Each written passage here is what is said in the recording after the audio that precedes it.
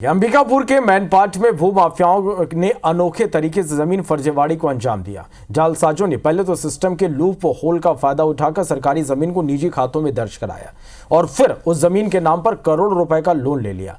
जालसाजों ने किस तरह से इस फर्जीवाड़े को अंजाम दिया है, देखिए इस रिपोर्ट को।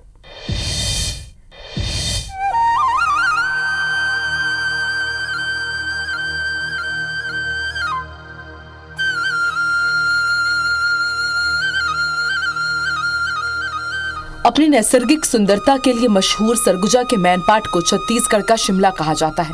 इस खूबसूरत जगह को जमीन के दलालों की नजर लग गई है। जमीन के दलालों ने ऐसा फर्जीवाड़ा किया है जिसने सरकारी सिस्टम को पूरी तरह से उलझा कर रख दिया है। दलालों ने इलाके की सरकारी जमीनों को निजी खाते में शामिल कर लिया।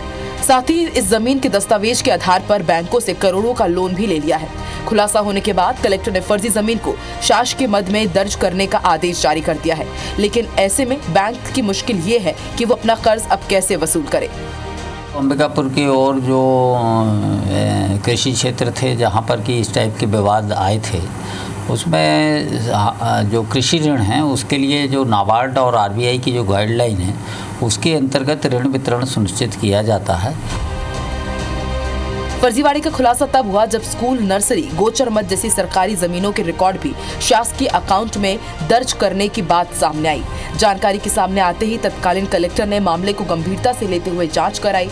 जांच के बाद खुलासा हुआ कि 1 या 2 नहीं बल्कि 100 एकड़ से ज्यादा सरकारी जमीन निजी खातों में दर्ज कर दी गई है और जालसाजी कर इस जमीन के एवज में बैंकों से करोड़ों का लोन ले लिया गया। वन अधिकार पट्टा किसानों को वनांचल में बांटे जा रहे हैं, उसमें भी हमें निर्देश है नाबार्ड से और उसमें कि हम उसमें कृषि ऋण उपलब्ध करा रहे हैं। 3-3.5 करोड़ रुपए का ऋण वितरण हमने वन पट्टाधारियों को किया है। इस खुलासे ने बैंक प्रबंधन की माथे की लकीर बढ़ा दी है। बैंक प्रबंधन का कहना है कि जांच कराई जाएगी कि किसने कितने का लोन लिया और उसकी जमीन की वर्तमान स्थिति क्या है। जांच के बाद दोषियों पर कड़ी कार्रवाई की जाएगी। छत्तीसगढ़ का शिमला कहे जाने वाले मैनपाट में भूमाफियाओं की ओर से जमकर खेल खेला गया है, जिससे शासन को काफी नुकसान हुआ है। एक तरफ सरकारी जमीन निजी बना ली गई तो वहीं दूसरी तरफ इंशास की जमीनों पर करोड़ों का लोन भी लिया गया। अब देखना यह है कि बैंक सरकारी जमीन के एवज में लिए गए कर्ज की वसूली कैसे करता है। अभिषेक सोनी के साथ ब्यूरो रिपोर्ट IBC 24 सरगुजा।